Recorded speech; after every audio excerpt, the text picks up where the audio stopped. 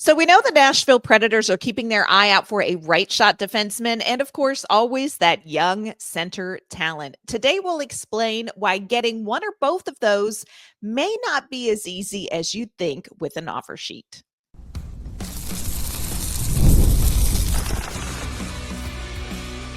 You're Locked On Predators, your daily podcast on the Nashville Predators, part of the Locked On Podcast Network, your team every day.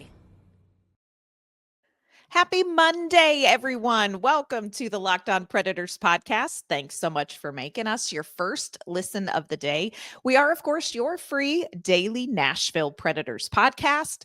We're a part of the Locked On Podcast Network, your team every day. Going to kick off our Monday episode shouting out our Locked On Predators insiders and our everydayers who tune in to talk Nashville Predators hockey with us. I'm Ann Kimmel. I am a writer and co-host with Penalty Box Radio, and my friends, I have a partner in crime. You do. Happy Monday and a happy Thursday in advance, because that's what we do here now. That's what we do. I am Emma Lingan, and I am the Nashville Predators site editor and reporter for the Hockey News. I was so proud of myself that I nailed that it was Monday, but also happy Thursday in advance, because we love Thursdays for some reason. That's the one we want you to have the best day. That's where we want you to peak. Yeah, Tuesday, Wednesday, we don't really care what kind of day you have, but Thursday, make it a great one. Nail it. That's right. On today's Monday show, we want to talk about offer sheets. We know the Nashville Predators have some tweaking that they need to do this offseason to the roster. We also know Barry Trotz is always out there looking for a deal. One way that he could fill some holes on the roster is via offer sheet. It's something that we hear a lot about, but we haven't really dove into. We're going to do that today. Today, we're going to talk about the offer sheet, the ins and outs, and all of the hidden details that are involved in the offer sheet route. We're going to discuss which, if any, players we would consider doing an offer sheet with. Plus, friends, last night was a big postseason night, not just in the NHL, but in the AHL as well. Emma and I are going to share our thoughts on the Florida win or the Toronto debacle, depending on how you look at that. And we're also going to update you on Game 2 in Milwaukee's series against the Texas Stars. Before we dive into all of that, want to let you know this episode is brought to you by Monarch Money. Take control of your finances with Monarch Money. Use code LOCKEDONNHL at monarchmoney.com for 50% off your first year.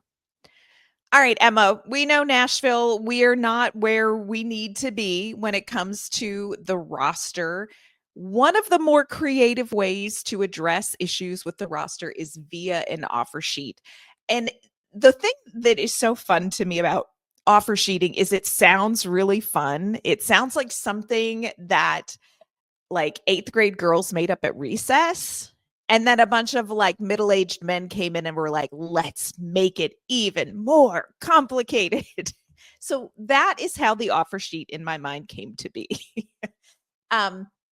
An offer sheet is a contract that is offered to an RFA, a restricted free agent, by another team other than the player's current team. And then if the player signs the offer sheet, his original team has the rights to match those terms, or they would receive compensation in the form of draft picks if they say, you know what?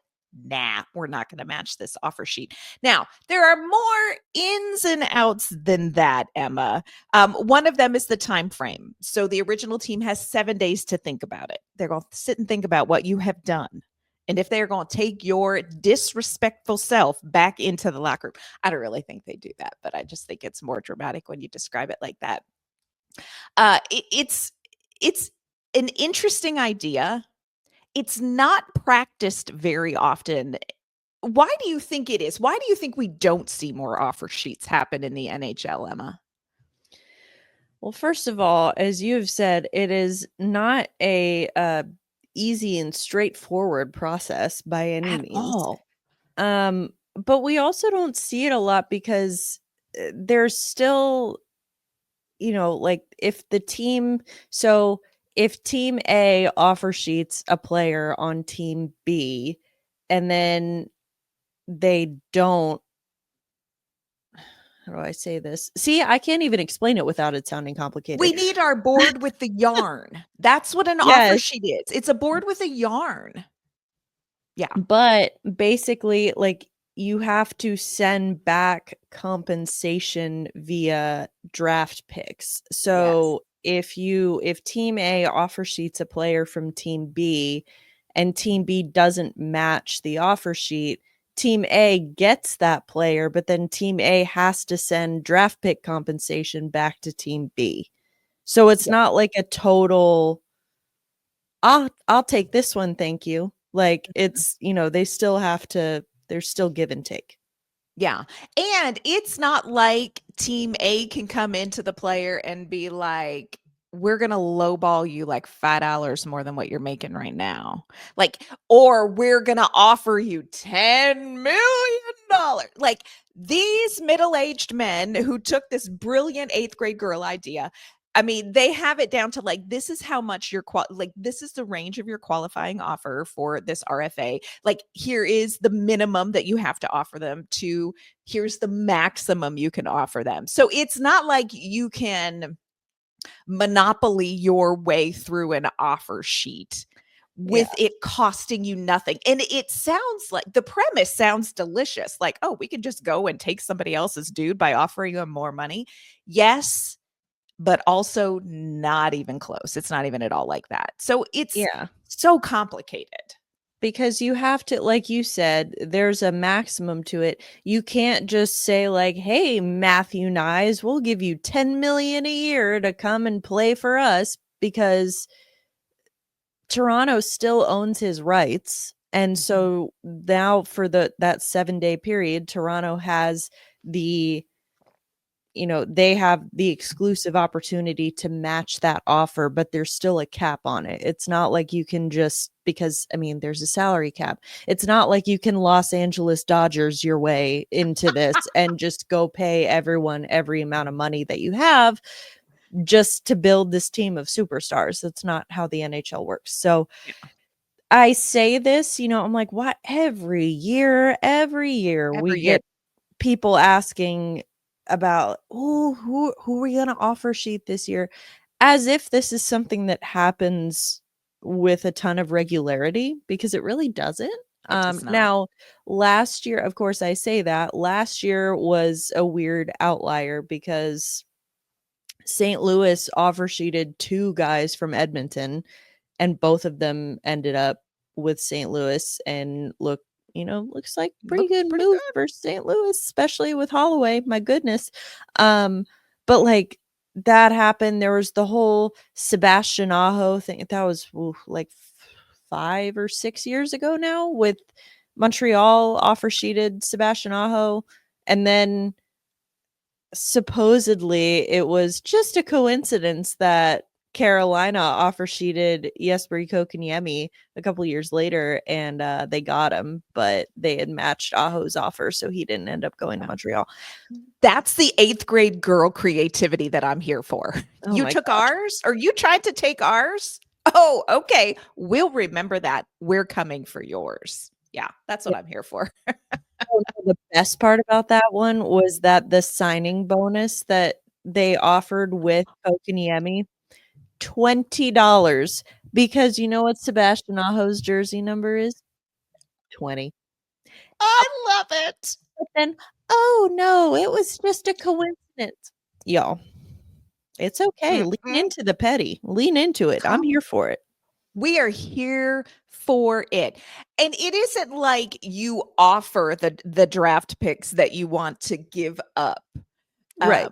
You like are you can have our 7th round pick if you'd like. Like, no, the 40-year-old men came in and said, oh, that sounds like too much fun. Here's what we're going to do.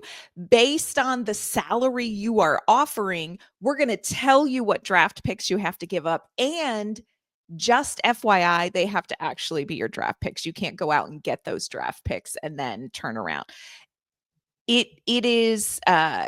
It should not be what it is. The spirit of it is 8th grade girl, and I love it. The letter of it is middle-aged man doesn't want to have any fun. And so that's why you don't see a lot of offer sheets. And I think it's a little bit of a shame, because Nashville is a team that I think the offer sheet would be more appealing if it wasn't so, in some ways, ridiculous, because you were looking at players who tend to be, if they are an RFA, they tend to be a little younger. They tend to obviously have some NHL experience, but you also kind of have to look at them and you're banking on a little bit of potential, which is what St. Louis did. And it worked for St. Louis, like you said, especially with Dylan Holloway. But you kind of offer sheet banked on potential. And you have to be strategic in what you target. You can't just go around and, make 31 offer sheets to 31 different teams and hope something pops. It could be a lot of fun, but it's been ruined over the years, friends. Now, Nashville not only could go out and look for some players to offer sheet, they also have to make sure they're checking their backyard and taking care of who can be sent an offer sheet. Coming up, we're going to tell you the player eligible on the Nashville Predators roster currently. We're also going to tell you if Emma and I were in charge of this petty, beautiful thing, who we might send an offer sheet to. We're going to do that coming up. Today's episode is brought to you by our great friends at Monarch Money. Have you ever checked your bank account and had that moment wondering, where did all of my money go? Whether it is dining out, whether it's online shopping, or the cost of entertainment these days, it's so easy to lose track. That is where Monarch Money comes in. It is your personal CFO, giving you full visibility and control over your finances.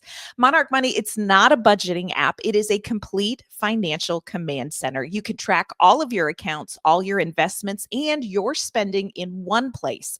So you stop just managing your money and you start building wealth. Monarch Money makes for easy financial collaboration as well. Managing money with your partner is smoother than ever. You can track shared and personal accounts. You can set goals and stay on the same page without extra stress. So take control of your finances with Monarch Money. Use our code LOCKEDONNHL at monarchmoney.com for 50% off your first year. That's monarchmoney.com, code LOCKEDONNHL for half off your first year.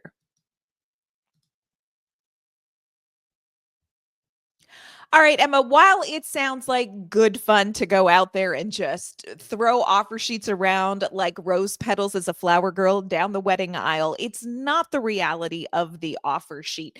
And one of the things that teams need to make sure they're taking care of is the players who are available to be offer sheeted. I don't know if that's a verb, but it is now. I almost said offer shat, and I know that's not correct. We might have to edit that out. Had a moment of like, ooh, I don't think that's the verb. I don't think that's the past tense. But for the Nashville Predators, moving on, for the Nashville Predators, the RFA right now who is currently eligible for an offer sheet, one of them would be Luke Evangelista. And I think Luke's a great example of the type of player that you would be looking at if you were a team that's like, you know what we're going to do? We're going to go the offer sheet route because you've got like a young player, we know his NHL experience. You have a glimpse of potential, so there is a small body of work in which to make a decision on, but not a big enough body of work that you're like, this is a sure thing. So that's kind of where teams have to weigh out wanting to do an offer sheet. Now, I don't expect anybody's going to offer sheet Luke Evangelista. The polite way to explain why is most people don't know Luke Evangelista. Like, we know him. We love him. We love Pretty Boy Vincenzo. But this is not one of those players. A lot of these RFAs are not players that are on that are catching the eye of general managers across the board. And I do think, Emma, just, offer sheet aside, I think the Predators are very committed to re-signing Evangelista and vice versa. Well, yeah, I mean, I think and again, I say this with all due respect, but Luke Evangelista is not catching the eye of GMs around the league. Like, oh, we should go out on a limb for this guy. Right. because that's what offer sheeting is. And so Mhm. I think to your earlier point, though, the guys or the, how offer sheets in a lot of ways, it's based on you're banking on potential.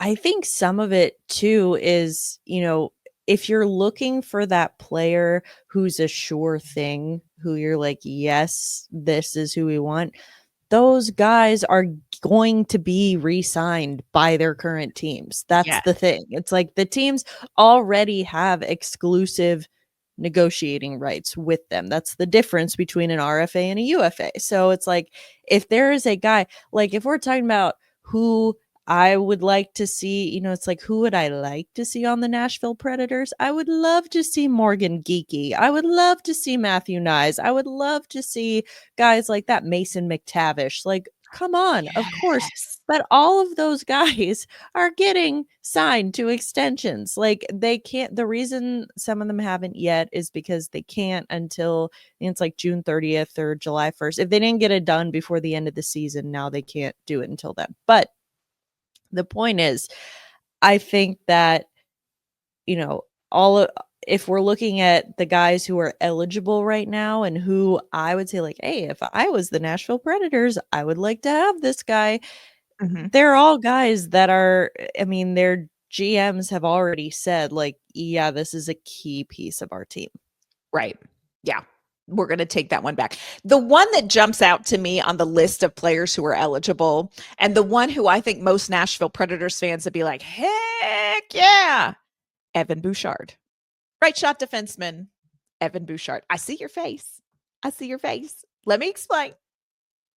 If you're listening on audio, I wish I could describe Emma's face. It is a face that does not agree with me. But I think people look at that list and they go, 23-year-old right shot defenseman playing top minutes.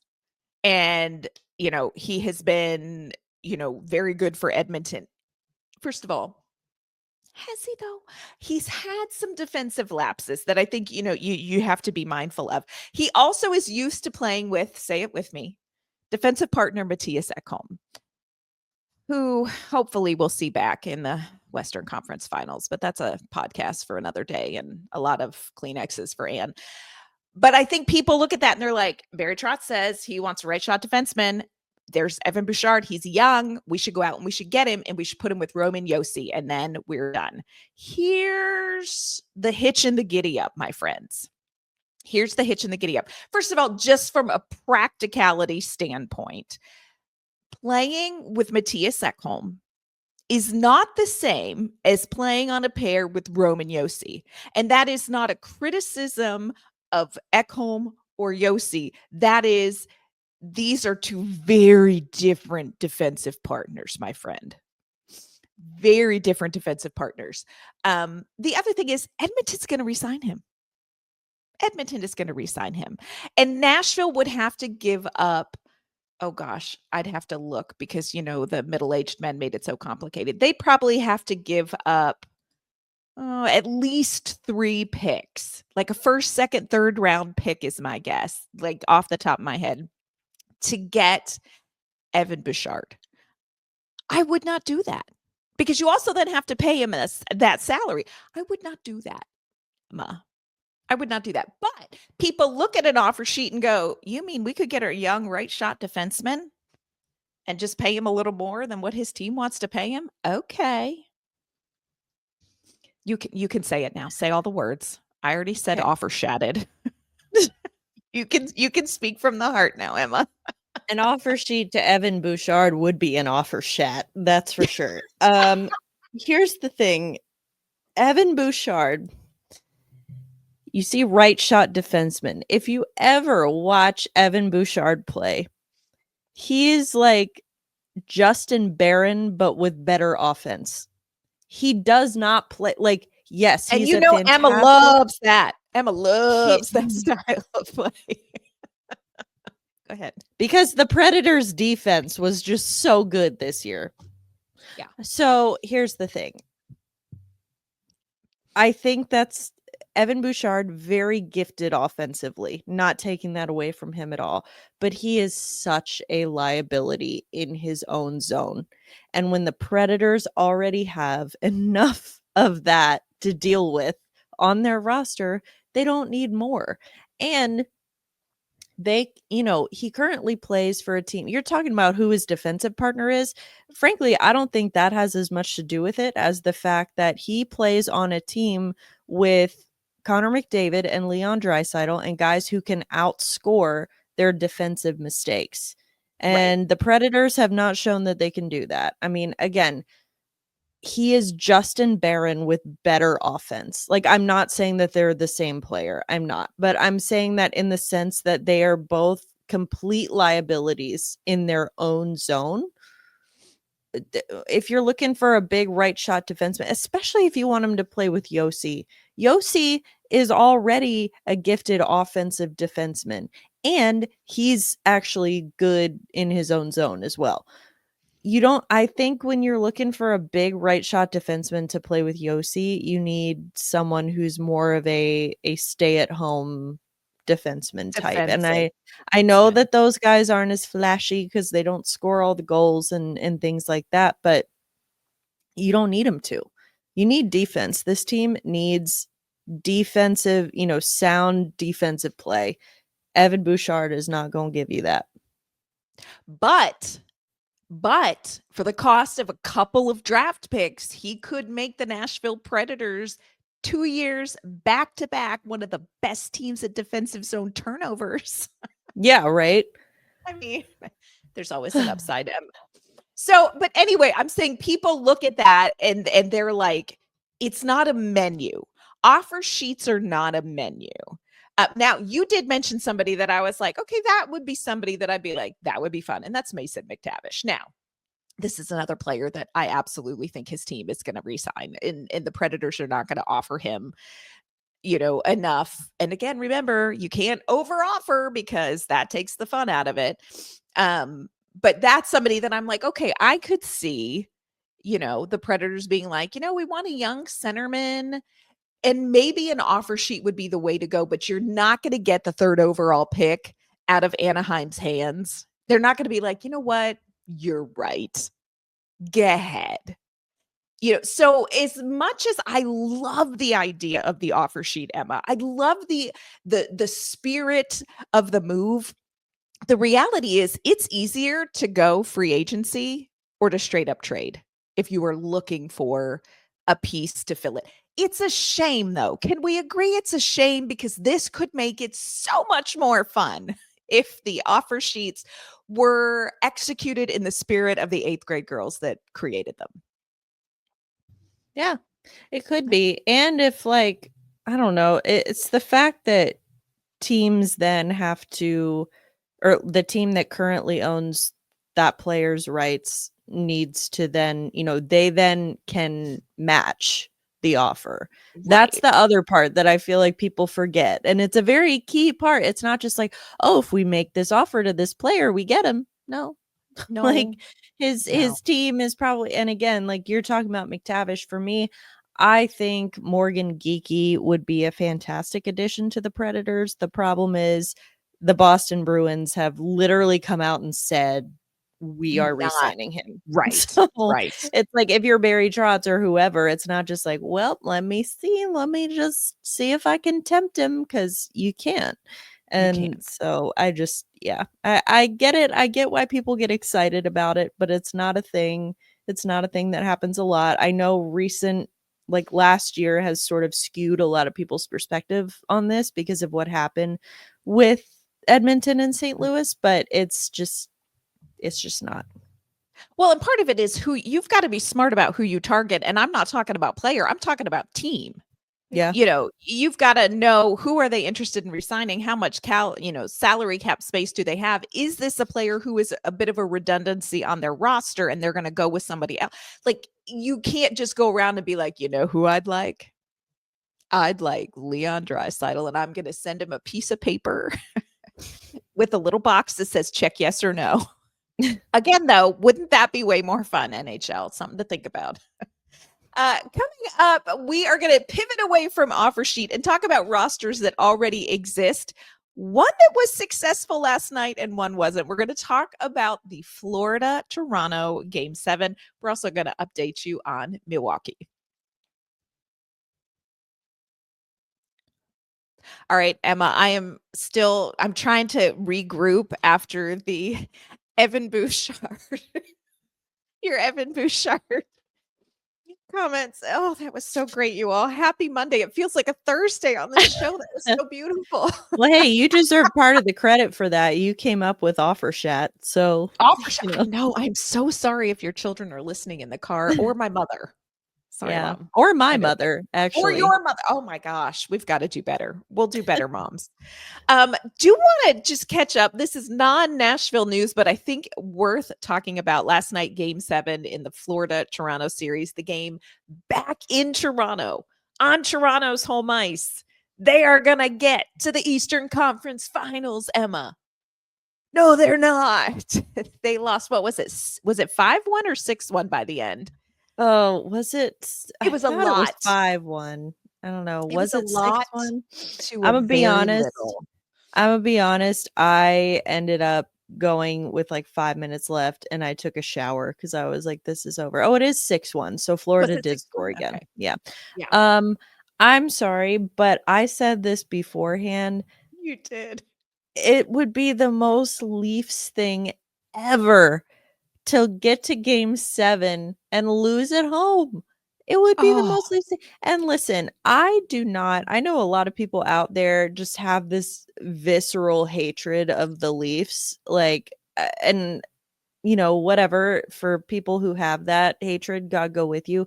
I really don't. Like, the Leafs have not personally wronged me in any way, so I'm not like actively rooting against them, like, oh, anyone but the Leafs. But I do, like, when it gets to this point in the postseason, I do just kind of start rooting for the plot a little bit. It's like, okay, well, now I just want the Leafs to lose. It's not because I hate the Leafs, but it's like, this is so great. It's just nice having something you can count on every year. It's nice having something you can count on. And you can always count on the Leafs choking. And I do think that, like, Toronto fans, as miserable as they are when they lose, I think would be even more miserable when they win. So I'm like, that may be part of me is point. Just kind of trying to avoid that a little bit. But yeah, it's so big. Yeah, that was a tough one. I personally don't have any sort of a beef with the team. I will say this, and maybe I should not say this. Sometimes I feel like the Toronto media is a little extra. That's not a spicy take at all. Everyone the Toronto media will tell you that they are extra. Like, everyone. Like, I don't like to call people out, and we all get to be who we are, but the Toronto media, they're people who are lovely, and I'm sure their mothers are lovely, but they take up about 6 feet of space existentially when really about 6 inches is plenty. So that's where my Toronto beef comes in. It's mostly that, like, you can say excuse me when you cut in front of somebody in the locker room that they cover. I'm just throwing it out there, and if that applies to you, take it to heart. But here's the part that is hard for me. I'm sad that I think that the era of the core four in Toronto is going to come to a close. Pure speculation on my part, but I think, it's going to be a very different Toronto team. And it's a little bit sad that they couldn't get it done, because what hope does it give those of us that don't even have like a core 1.5? Like, we're here like core 1.75, and and they have a core 4. But that's why, to me, that says take heart, because you look at the teams that have had success, like Dallas, for example. You see, they don't have a core 4, but they have, granted, they did go get Mikko Rantanen, which was very helpful. But the point is that, like, they haven't dumped half of their salary cap into a couple guys. And that is the point. And it is possible. Like so many people, well, you need that one superstar to, well, either you need that one They had superstar 4. or you need those 2 or 3. But that's the thing. And they sunk literally half of their salary Yeah. cap into 4 guys. Shocking. It did not work. You need better. And what was so funny to me, again, I don't know why. It really is going to sound like I hate the Leafs. I really don't. But I was rooting for the plot. I just think it's so funny that guys like Max Pacioretty and Max Domi were the ones, like the 4th line guys who were the ones that were Getting it coming done. in clutch for the Leaf. Like, what? Now, I will say, Tavares actually he contributed for them. That was, I don't want to knock on him too much. Yeah. Nylander had some good plays. Yep. Austin Matthews injured, like very clearly injured. I mean, we knew it obviously because he had So missed bad. time during the season, but like his shot, if you've ever watched Matthews and you watched his shot in the playoffs, you're like, is that someone else wearing an Austin Matthews jersey? Like I am more so looking forward to being like, okay, Austin, what's the injury? Yes. My pure speculation, because this has been going on all year. He went to Germany to see a specialist. It's affecting his shot, whole thing. My tinfoil hat theory is that it's a back or a hip.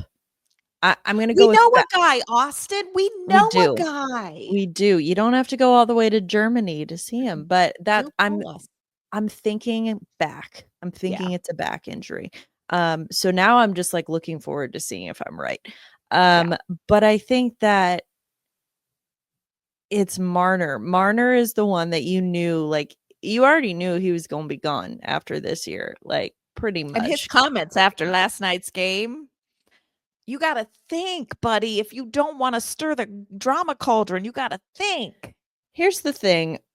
I think, and he is also like, there have been a lot of rumblings about, well, he doesn't like being the pinata in Toronto for like every time things go wrong. And it's like, well, then be better. I don't know. Like, I just, what I am now concerned about is, he now, of course, has gotten linked to all of these different teams Oh, yeah. about where he's going to end up. And 2 that I've heard where he would be a great fit, Chicago and Utah. And then we have to deal with him in the division. And it's like, the other one I've heard is Boston. So I'm like, you can go to Boston. That's fine. Fine. That's fine. But yeah, now we're going to have to do an episode on Mitch Marner to Nashville. We're going to do it. I know people have questions. We are going to do an episode on Mitch Marner to Nashville. That's an offer shat if I've ever heard one. But we'll do it. We'll do it. We'll dive into it. We'll tell you how we feel. Maybe with words our moms like, maybe not. But we'll talk about Mitch Marner to Nashville and why that does or doesn't make sense. The other postseason action that we got to talk about, the Milwaukee Admirals. The Milwaukee Admirals. Game 2 in the Central Division Finals against the Texas Stars. Texas, of course, won 4-2 in Game 1. They are in Texas for the first 2 games of the series. They are home for the final 3 games, if need be. They're going to be back in Milwaukee. But Milwaukee won against the Texas Stars on the road. Thank you so much. A couple of notes that I would want to give to our good friends, the Milwaukee Admirals. Number 1, get out of the timeout booth. Stop going to the timeout booth, boys. Just stop it. They were in and out. Stop it. Now, I will say this. The Texas Stars play a lot like John Ritter did comedy. Stumble and fall, trip over our own feet, dramatic fall. So, also the theater major in me. I see you, Texas Stars. I see what you do there. But I thought this was a great game. They really popped off in the third period. 6 goals scored in the third period, 4 by the Milwaukee Admirals, 2 by the Texas Stars. Here's the other thing that I want to say. Cole Lind, enough. Kaylin Lind, old buddy, old pal, we want you to come and get your brother. Okay, come and get your brother, because Cole Lind is playing for the Texas Stars and he had a hat trick. Kaylin, come and get your brother and send him with your auntie and uncle in Bel Air. We are done with him. Move him out. Over. Get rid of him. Draw his name in the Christmas gift exchange and get him a Milwaukee Admirals jersey and autograph it. And let's just be done with your brother. I'm sure he's lovely, but annoying AF in the game last night with him and his little hat trick action. Anyway, what matters is the end result, friends. And the Milwaukee Admirals have tied the series 1-1. They are coming back to Milwaukee, to UWM Panther Arena. My friends, it's going to be great. We're going to keep you posted. I think I have to look at my calendar. I think it's Wednesday or Happy Thursday. I'll have to look to verify which day the games are, but we'll keep you posted. Emma, this has been a bit of an unhinged Monday episode for us. We must have come in with that Thursday spirit. It's always a happy Thursday here at Locked On Predators. No matter what day it actually is, it's always a happy Thursday. It is a happy Thursday, friends. The Milwaukee Admirals won. I also would like to take a little bit of credit because I was so anxious about the Admirals going down 2-0, and I was like, I can't take it, that I dove in early to my emotional support cheesecake. And I posted a picture of it. Let me just say this.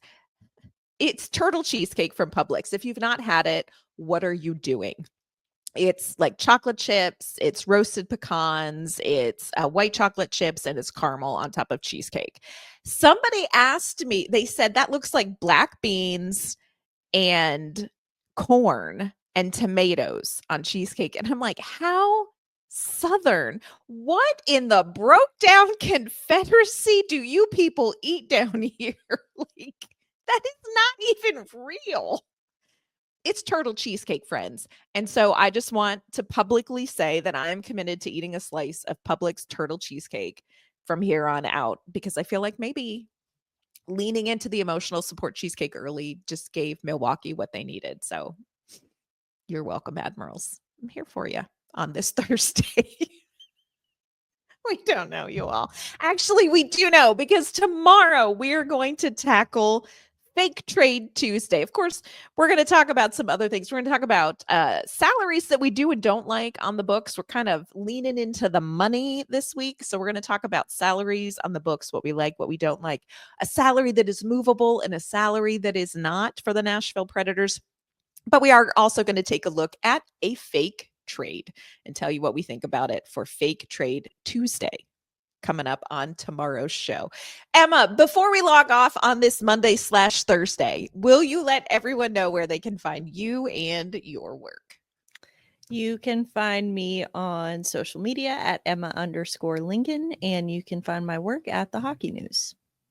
You can find me on social media at AnnK_Mama on Ice. You can find my work with Penalty Box Radio as well.